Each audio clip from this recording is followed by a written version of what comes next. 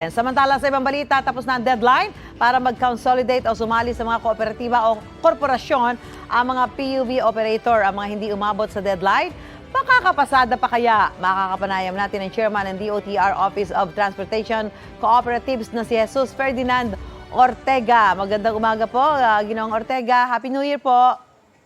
Susan, good morning. Magandang umaga sa inyo at Happy New Year yan. Aba, gaano na po karami yung consolidated na PUV pagkatapos umabol ng ibang mga operator sa deadline ng kahapon? Nationwide, nandun tayo sa mga 70%, no? More or less. Nationwide. Ngunit dito sa Metro Manila or NCR, talagang maraming humabol. At siguro as of now, aabot tayo ng 40%. No? Pero yung final count, bibilangin pa ng LTFRB. And siguro after a few days, no, alam na natin yung pinaka-final na numero. But definitely, sa opisina ko, sa LTFRB, tuloy-tuloy ang pagpunta ng tao or grupo the past few days. Siguro yung iba na doon nalilito kung sino pa yung pwedeng bumiyahe. Simula ngayong araw na ito, Ginoong Ortega, pakilinaw na nga lang po, sino-sino pa ang pwedeng bumiyahe starting today? Unang-una, ang mga pwedeng bumiyahe, no, kahit lahat na nag-consolidate, syempre talagang tuloy-tuloy ang biyahe. Apa. Yung mga hindi nag-consolidate na 60% or less lamang ang mga nag-consolidate, sila ay papayagan bumiyahe for the next 30 days, itong buong month ng January. Okay, apa. Pero ang balita ko, yung mga ibang grupo na hindi nag-consolidate, nakikita ko sa social media, mukhang tuloy-tuloy naman ang kanilang pagbabiyahe para masuportahan siguro yung ating needs, no, para sa ating mga commuters. So sinasabi nyo, hanggang itong buong buwan ng Enero, pwedeng bumiyahe yung mga hindi nag-consolidate. Pero after January, ano na ho mangyayari kung hindi pa rin sila talaga nag-consolidate?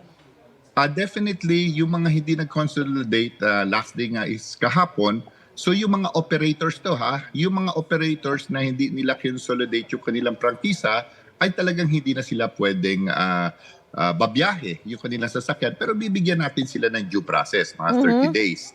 So ang next na talagang kailangan na gawin namin, lalo na sa akin, sa Office of Transportation Cooperatives, yung mga drivers, ng mga operators na hindi nag-consolidate, definitely pwede natin silang magbiyahe, matulungan magbiyahe. Yung mga drivers doon sa mga operators na sasalo dun sa mga hindi nag-consolidate. So yun ang magiging next process natin. Kasi ang sagot dito talaga kailangan mag-consolidate ka. Pero ito po sir, yung grupong pisto naninindigan na hindi sila talaga mag-a-apply para sa consolidation. So kung gano'n na nagiging paninindigan nila at malabo na yata talaga mabago yan, ano ang mangyayari sa kanila, pati doon sa kanila yung mga miyembro?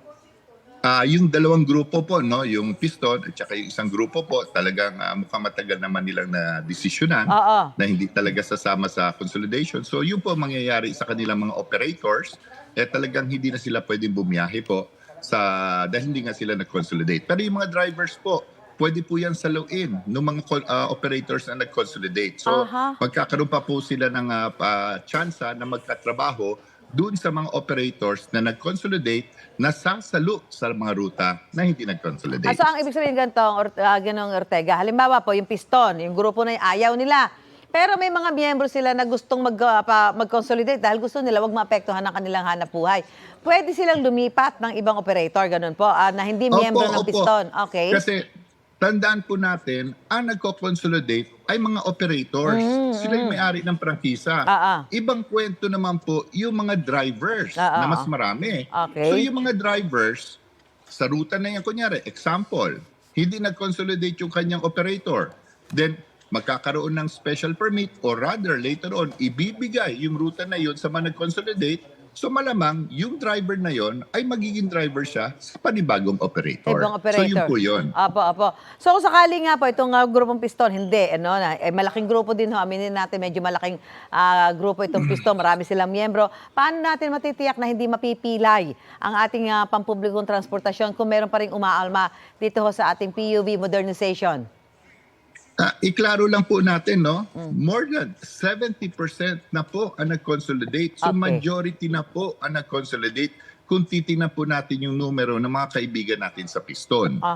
Ang LTFRB naman, in the next few days, ay magbibigay na ng special permit doon sa mga nag-consolidate para ika nga babiyahe sila sa Sa ruta ruta. nang hindi nag-consolidate. Ah, So okay. definitely, yung proseso po ay tuloy-tuloy po yung proseso. Ang maganda po dito is yung mga mabababa nga yung consolidation, may babiyahe na po agad. And then later on, magiging formal na po na yung isang ruta ay mabibigay dun sa nag-consolidate sa malapit. So yun po yung prosesong gagawin natin. So, ibig sabihin ho, walang dapat ipag-alala yung mga mga pasahero natin na halimbawa yung rutang sinasakyan nila, alam nila hindi sumama sa consolidation dahil pupunan ho ito ng mga grupo na nag-consolidate, bibigyan ho sila ng special permit ng LTFRB. Tama po yun. Kaya obligasyon po namin sa DOTR, sa LTFRB, na papabilisin po natin yung proseso para bumiyahe na po yung mga nag-consolidate sa mga ruta na yon. Tama po kayo.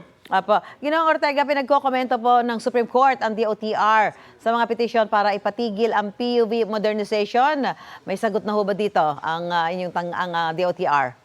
Ang pagkaalam ko po, yung DOTR legal ay tuloy-tuloy po ang meeting nila sa LTFRB. So siguro po in the next few days, dahil meron po 10 araw lamang na magbigay ng position, magbibigay na po ng position ng yung DOTR sa ating Supreme Court po. Halimbawa lang po, Ginoong Ortega, panghuling tanong ko na po ito. No? Halimbawa lang po Opo. yung mga lugar na halimbawa hindi nag-consolidate, so doon ho baka mapipilay. Handa ho ba ang pati yung sa mga probinsya, ang mga tanggapan sa ngayon ng gobyerno na magbigay ho ng libreng masasakyan doon sa mga maapektuhan pasahero? Sa mga probinsya po, mataas na pataas po yung consolidation. Ay hindi masyado problema po doon.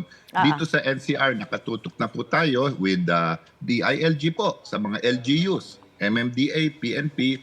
Nagkaroon na kami ng panibagong communication para tugunan yung libreng sakay or yung rescue vehicle para po anytime kaya mag-dispatch ng ating mga LGUs sa mga lugar na kailangan ng tulong po. So doon sa tinatakbo talaga magtuloy-tuloy na ho ito magiging PUV modernization kahit pa may mga grupo ho na nag-rally dyan at humihiling na huwag ho ituloy ito. Nirerespeto po namin yung kanilang posisyon. Utos ng Presidente, tuloy-tuloy na po yun. So kami po sa DOTR ay talagang itutuloy yung programa. At kami naman sa OTC, kung ano pa yung maitutulong namin sa mga driver, nandito po kami all the way para tulungan po sila. Maraming salamat po, Office of Transportation Cooperatives Chairman Jesus Ferdinand Ortega. Magandang umaga at Happy New Year po sa inyo. Kayo rin dyan, Susan. Salamat po. Salamat po. Mga kapuso, para una ka sa mga balita, mag-subscribe sa GMA Integrated News sa YouTube. Sa mga kapuso abroad, subaybayan niyo po kami sa GMA Pinoy TV at sa www.gmanews.tv.